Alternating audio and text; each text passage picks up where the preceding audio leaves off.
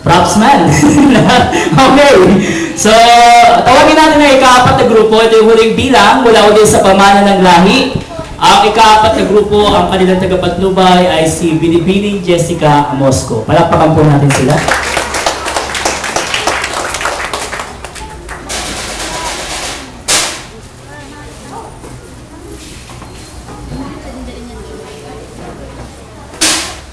Di mo man sabihin, aking kapatid, ika'y naglalakbay sa bagong daigdig.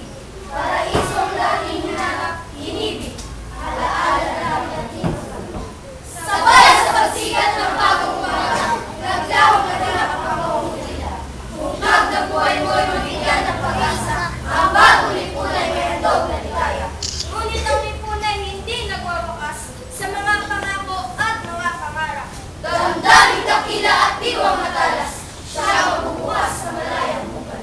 Pagkulat ang bansa'y may hatid pangako, na ang kanyang ay dapat na mabuo. Kulturang pagbansa'y di dapat isuko, kaya ang magbungat pabusog sa puso.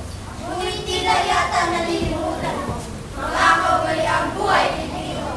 Ang lahat ng ito ay pagyamanin mo ay nasyonalismo ng papasulo. Ang pagkakalas sa iyong gawin nila, natisbog sa iwan tayo mga bayan. Sa liwanag na makabalikan, ang pagkakamuklot ay nasisimayan. Sa mga nahanat poong na dakila, ang tanging biyay ay moral na tika. Payo na magmula kay banal na wika, sa mabuti ni mga kay buhay na nasa. Ang lahat ng ito ay pamana ng lahi, gabay nitong bansa at dangal nitong libig. Kaya magsikap ka, buhay ang Pilipino. Ika'y Pilipino! Ika'y Pilipino! Ika'y Pilipino ang dapat na mag-ari. Pamanahay ng Pasilyo V. Villaferte.